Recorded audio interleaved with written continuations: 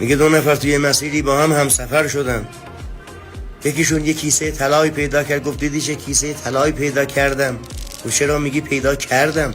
بگو پیدا کردیم، من و تو با هم همسفر بودیم. گفت نه من پیدا کردم.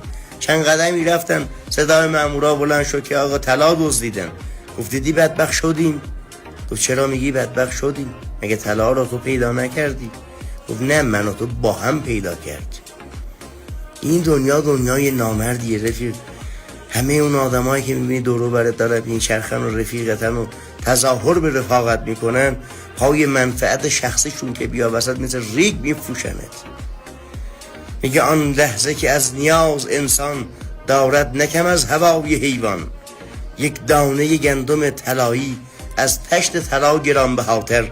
تو هر چی هم برای اون رفیقت عزیز باشی، پای منفعتش که بیاد وسط تو را میفروشه.